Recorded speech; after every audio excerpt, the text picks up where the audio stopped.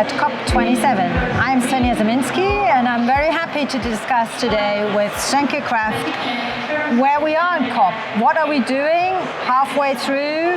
What developments have we witnessed? So Soenke, you've been here for 1 week. Yes, absolutely. So, I mean, maybe first starting about MCI, what we actually want to achieve at this COP. So we are here with all teams. We are looking here at the policy side. Loss and damage is one of the major expectations for this COP, and loss and damage finance. I will talk a little bit more about it later, but that very much also frames the conversation where MCI is working on. Some of the initiatives where we have actively contributed are announced at this COP, so there's a lot going on the policy side. At the same time, there are also many stakeholders at this COP. We are at the MCI booth, but there are, I think, in total 4 halls with like different pavilions, partners. There's even a separate venue, the so-called green zone. And of course, for us, it's also important to meet partners, to make MCI known, to talk about climate risk insurance in general. So we also have our risk analytics team here, and we also have our implementation team here. Yeah, I mean, a lot of the topics that are really important for MCII, which MCI have also influenced and shaped, are on the agenda here at COP. So that is actually a success, I think, or a reflection also on the years and years of hard work.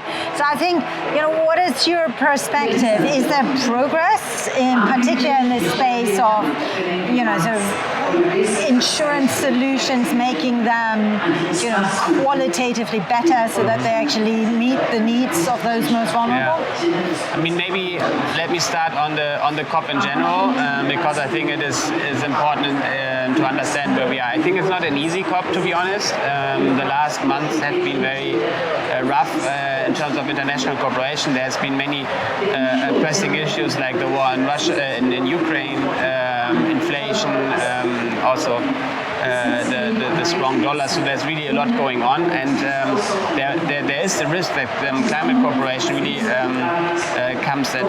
goes to the back burner a little bit. So I think that is really what this COP is about, to bring climate cooperation back on the agenda again.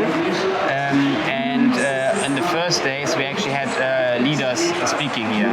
I was also glad because they spoke even about our issue to some extent, but first this kind of signal that for the international community to come back together. I think that's really important.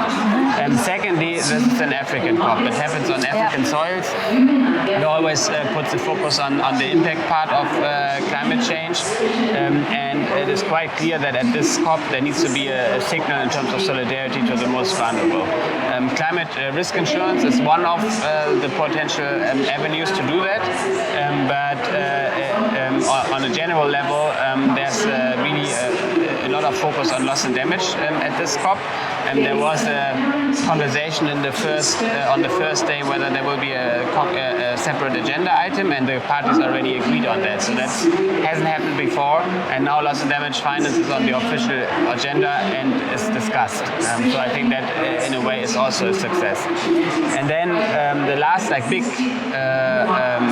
expectation I think that this COP has is that we are not necessarily announcing a lot of new initiatives, though on our topic there's a new initiative, but in the last COP we have seen a lot of initiatives coming forward, right?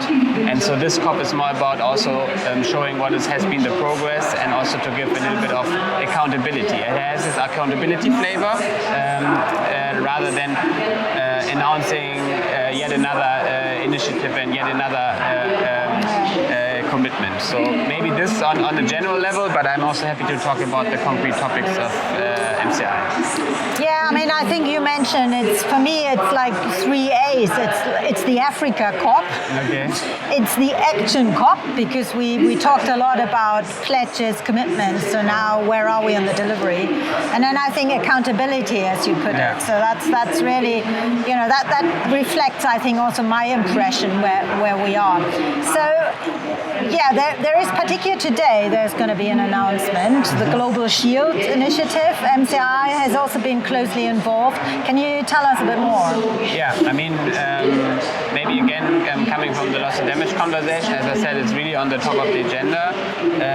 And it's also quite clear that the UNFCCC, it's often difficult in this consensus-driven process to have the big outcomes.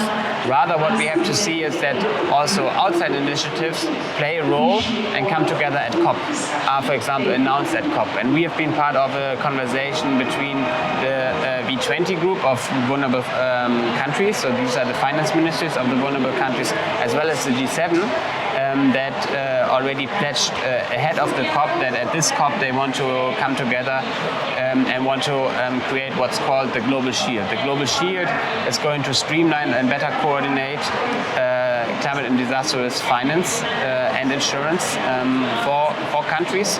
It also picks up on earlier conversation, and this is actually DNA of MCI, if I can say this, and we have been active in this for a long time, that there is an affordability challenge for these kind of risk financing solutions. And so the question is whether premium support and capital support can become an issue of international cooperation. And so this is also part of the Global Shield.